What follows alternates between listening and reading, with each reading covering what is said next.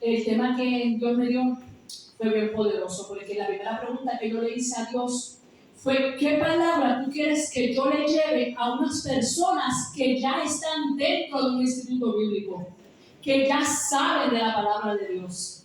Porque el que está aquí que va a predicar es porque ya tiene conocimiento de la palabra. Y cuando iba subiendo la cuesta, Dios me dice: ¿está viva? Y yo, wow. Y cuando Dios me dijo: ¿está viva? Yo seguí preguntándole a Dios, ¿qué tema es el que tú quieres que yo le dé referente a? Me dijo: viva y eficaz. Viva y eficaz.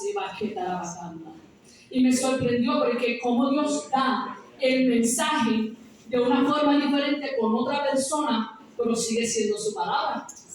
Sigue siendo lo mismo, ¿verdad? Entonces, a mí me sorprende en mi carácter personal cómo la palabra lleva más de 2024 años y aún así, hoy día, todos nosotros la seguimos estudiando, la seguimos llevando, enseñando, predicando, y las generaciones que se levantan siguen aprendiendo.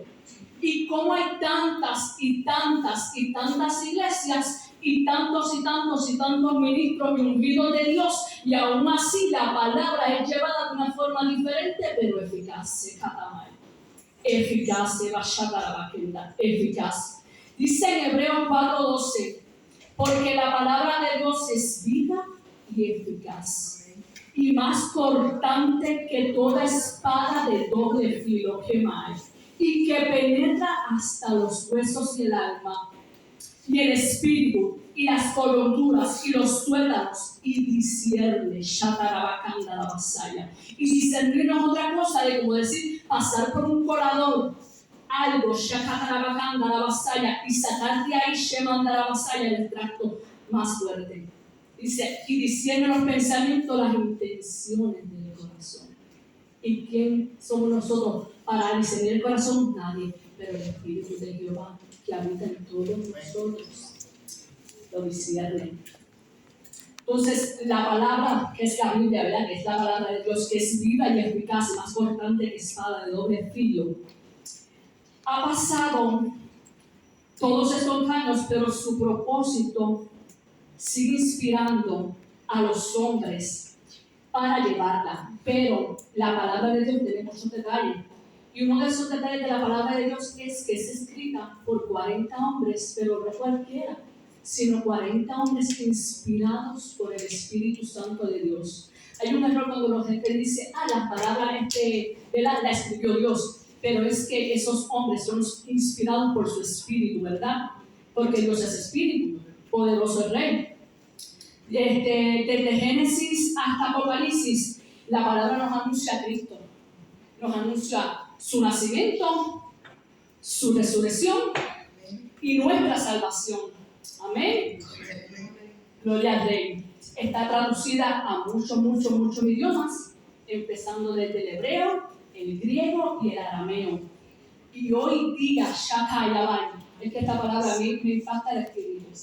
Esta palabra, a pesar de que es traducida a tantos idiomas, dice, y busqué información y dice que está traducida a más de 450 formas traducidas, y hay más de 2000 de forma parcial. Pero eso no es la información, eso fue una información, ¿verdad? De una que hicieron hace unos años atrás, pero hoy día se está viendo cómo sigue traducida aún al braille, que son idiomas que no son para nosotros, ¿verdad? Pero son para personas ciegas. Como muchas personas tienen que traducir el lenguaje de señas, la palabra, para que todos les llegue, porque Dios es justo. O sea, no se puede ver una persona que no puede escuchar, porque Dios es justo. O una persona que no pueda hablarte, entenderte, porque Dios es justo.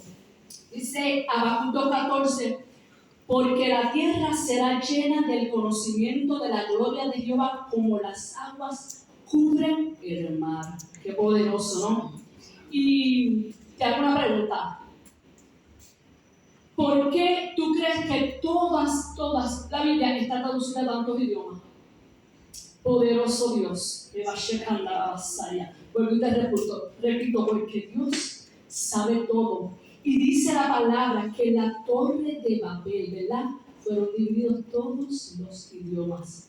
O sea, ¿qué quiere decir eso? ¿Para qué? Un solo idioma para todo el mundo. Un solo idioma. Dice el Salmo 126, 6. Irán andando y llorando y llevando la preciosa semilla. ¿Qué es la semilla? La palabra de Dios. Dice, mas volverá a venir con regocijo, trayendo sus gavillas. Poderoso Dios. Y como sabemos que es lo que te había dicho, ¿verdad? Que cuando se dividieron los idiomas, poderoso el Rey, en Génesis 11, Dios buscó la forma para que fuera traducida a todos los idiomas. Y cómo nos da, ¿verdad?, a nosotros esa sabiduría, ese entendimiento para poder llevársela a otras personas. Te voy a dar un corto testimonio de, yo nací, ¿verdad?, en la iglesia evangélica toda mi vida desde pequeña. Yo soy un día desde pequeña, ¿verdad?, y hasta ahora de grande. Pero esta palabra se hizo viva y eficaz en mí con un momento bien difícil que yo pasé en mi vida con una pareja que yo tenía, y esa persona recibió unos cantos de bala y a mí me cayó mucha ansiedad. Y comencé en el cuarto donde yo cuidaba a mi abuelo a ver espíritus entrar y mi abuelo se llenó de mucho temor. Y algo que me impacté, pues él era católico, ¿verdad? De esos que sí iba a la misa, la practicaba. Y le dije, pero ¿por qué tú tienes temor? ¿Por qué tú tienes temor? Y abrí la Biblia. Y esa palabra que dice que es viva y eficaz, yo se la hice saber a él, que lo que tú estás viendo en la Biblia tienes que vivirlo.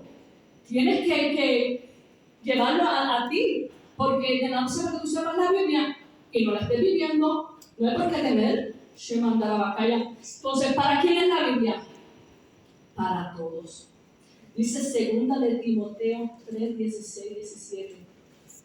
Toda la escritura es inspirada por Dios, útil para enseñar, para redarguir y para corregir, para instruir en justicia, a fin que el hombre de Dios sea perfecto y enteramente preparado para toda buena obra. Qué poderoso, ¿no? Dice que instruye, que corrige, que es de justicia entera, para que todo el hombre, para que todos nosotros seamos preparados para toda una buena obra.